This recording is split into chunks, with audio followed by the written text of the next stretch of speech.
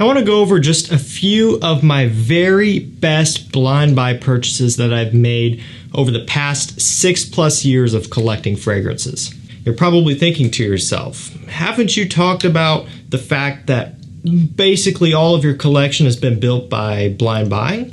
And you would be absolutely right. Basically, my entire collection has been built around the process of blind buying scents. Every so often, every great once in a while, I've gotten a sample of something first, usually for free, comes in an order or something, and I try it, and I end up buying it later on. But that's like 0.1% of how this collection has been built. And is it the smart way to go about it? Depends. I have a channel. All of this can be justified. For you guys, that's a different story. There does come a point where you really start to get an understanding of what you like, and so you can look at note breakdowns and look at some reviews and make a really good judgment call on if you're going to like something or not. But that does take time, does take trial and error. And so when it comes to doing this video, because pretty much everything has been blind bought, I'm going over a few specific ones that stand out for one reason or another. And these are all blind buys that honestly surprised me for one reason or another. We'll talk about it, and I think that's what's going to make this video interesting. So we're going to run through these here. I'll drop links to them down below if you want to check some of these out for yourself. But let's get things kicked off with the first one, Mercedes-Benz Club Black. So what is it about this one? Why is this such a good blind buy, or why was it such a good blind purchase for me? And why is it surprising? Well, first of all, it's a fantastic vanilla scent for the price. That's what it's all about. Vanilla, benzoin, a little bit of ambroxan. The reason why I wasn't expecting this to actually be all that great was because, one, it was getting a ton of hype, and two, it's a car brand fragrance. You know, and the same thing goes with Bentley and Ferrari, a lot of these other more so luxurious premium car or vehicle brands. They kind of branch out and do fragrances as well, licensing deals and whatever, right? And so looking at that, I was expecting this to be cookie cutter. I wasn't expecting it to be that good. I didn't think the quality was going to be that great. All of that was proven to be just an assumption that ended up not being correct. Everything about this one is incredible. It's about $47. The quality is amazing. It smells much more expensive than it is. It's unique. Yes, it focuses heavily on a very popular note. However, it's done in a different way. It separates itself from a lot of the other vanilla scents out there. The performance is even pretty good for the price. I mean, this is an incredible scent. It's one of the best affordable vanilla scents you can buy on the designer market. Great stuff, and it worked out in my favor very much. And we're kind of working towards that time of year. Fall's coming up, and this is the perfect time to grab Club Black. Okay, next up is a fragrance from Yves Saint Laurent. Now, I've told this story before.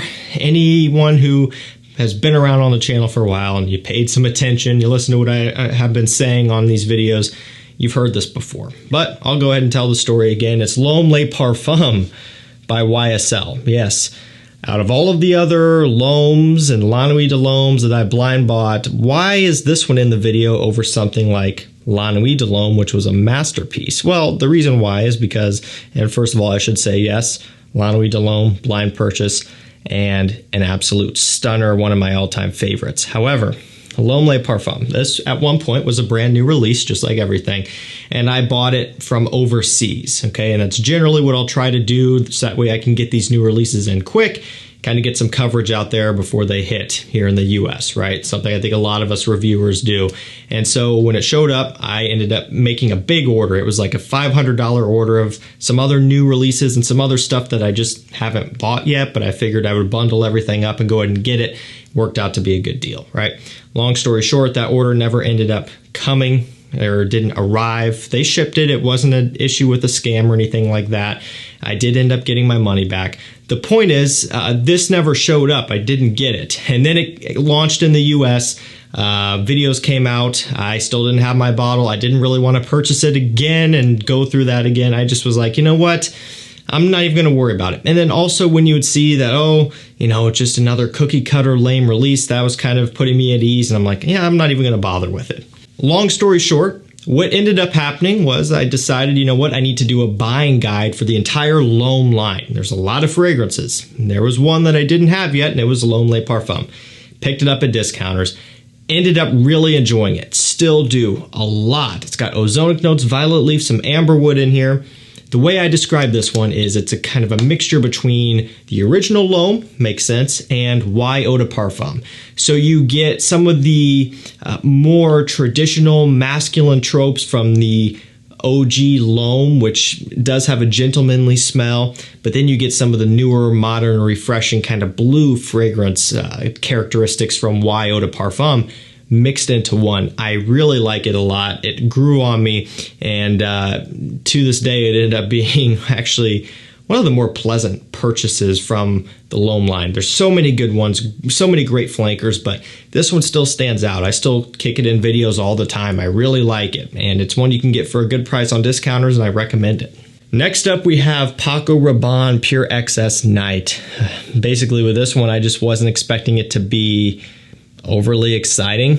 You know, it was something that I figured would be pleasant, but I wasn't expecting to be blown away by it. I ended up getting this one in, and I really fell in love with it almost immediately.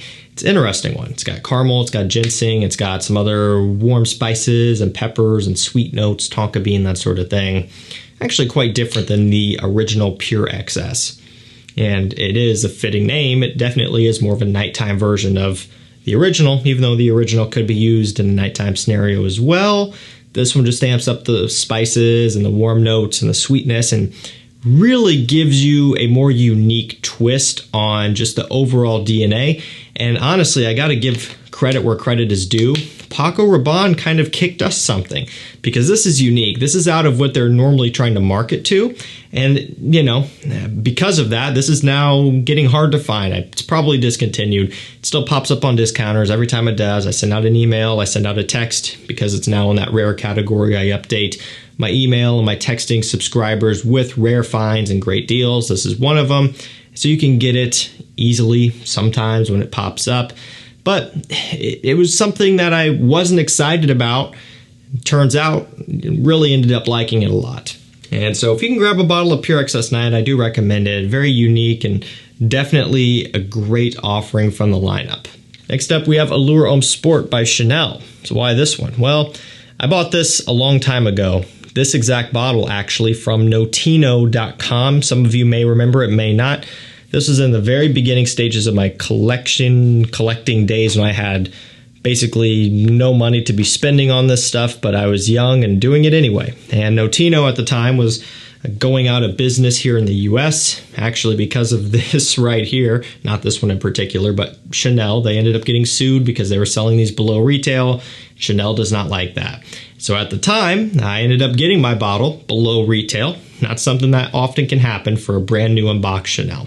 It's 100% authentic, right? You know, they were selling authentic products. It's just the fact that they were doing it below retail, which is a big no-no for Chanel. They got busted. And so anyway, that's where I got this from. That's why I bought it, because they were going out of business. And so ultimately, I was nervous about this because it was the most money that I'd ever really spent on one bottle. And I felt like I maybe shouldn't have been spending that much money, but I felt like it was a good time to do it. Got it in and immediately understood why this one is loved and coveted. This is the originator of this DNA, 2004 release.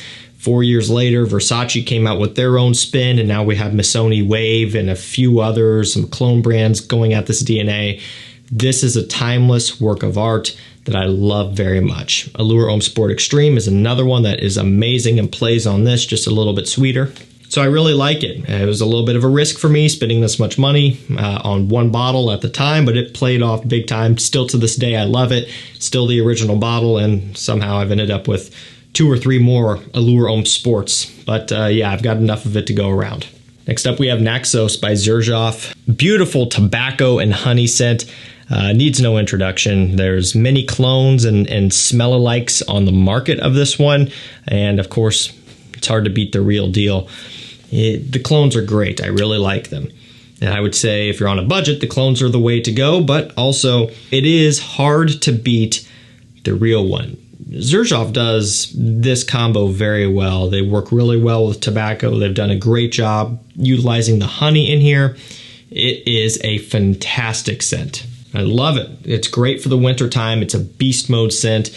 You know, it was one of those deals where it's a good amount of money. And when it comes to the channel, I don't do a ton of niche content, so it's harder to justify these purchases. When I'm buying niche, it's really for myself because just, you know, I'm not a niche channel. I don't ever want to be. I like to recommend affordable things. And so I usually am buying things for the channel first, me second. This was one of those deals where I wanted to treat myself to something that I knew I was really going to like, and I figured this would be it. So really with Naxos here, this is one that I didn't doubt going into it. You know, I knew I was going to like this one a lot. It was a blind buy that I was very confident about. Didn't have any reservations. That's different than a lot of the other ones we've been covering here. But it was still a good chunk of money that worked out very well. One of my favorites. Next up, we have Fahrenheit Le Parfum by Dior. So I guess this is kind of similar to the Xerjoff in the fact that I wasn't really having too many reservations. I can't remember what prompted this, if it was gearing up for a buying guide, or maybe I just went ahead and got it because I wanted it first and foremost. Can't remember the thought process behind it. But I ended up buying it and fell in love with it immediately. You know, I don't necessarily love the original Fahrenheit, so maybe I did have some reservations. I can't remember what I was thinking at the time when I bought this. But I do like some of the flankers. I like the aqua and the cologne flanker. The OG was just something that I didn't grow up wearing. I don't have any personal connection with, and so it wasn't something I was close to. So going into Fahrenheit Le Parfum, I bought it and worked out to be a great purchase. It's got vanilla, some leather and suede kind of going on with the signature Fahrenheit DNA. A little bit of a boozy touch. I love it. It is what I would consider a perfect flanker because it takes that original DNA, still keeps it, but then just amps it up and makes it richer and more dark and more complex. And I think it is a fantastic one. You can pick this up on discounters for right around 115 bucks. It's a 75 ml. It's a parfum. A little bit expensive price per mil wise, but it's worth every penny. Last up, we'll go with by far the cheapest one in this video, and probably one of the cheapest fragrances that I have in my collection, and also one of the very first fragrances to start my collection. It's Nautica Voyage. So I bought this one as a complete and 100% noob. I bought it off of Amazon, and I was just going off of the hype, and that's it. Had no idea at all what I was doing and what to shop for. And so again, it was hype. That's why I bought this one. And it was also cheap. Of course, that was another big factor. 20 bucks or so. I didn't want to spend a lot. And so going into it, I was like, I hope I'm making the right choice. I don't know what I'm talking about. I don't know what to look for. I don't know what I'm doing. I also don't have a lot of money, so I'll try it. And I just blind bought it and came in. Turns out I loved it, and I still do. I love Nautica Voyage. As you can tell, this bottle is pretty well used up. I have another one. It's no big deal. But this is the original bottle right here. This is the very start of my collection, along with a Versace Eau Fresh. Bought them both at the same time off of Amazon, same exact order to kick everything off. And you know, the Versace, I guess it was about double the price, and maybe it was a bit risky too, but especially with Voyage, and my thought process was, okay, this one's cheaper, maybe it's more likely to be crappy, and it turned out to be the complete opposite. Alrighty guys, that's going to do it for me. Thank you so much for watching. Stay safe, stay healthy. We'll see you tomorrow with another one. Take care.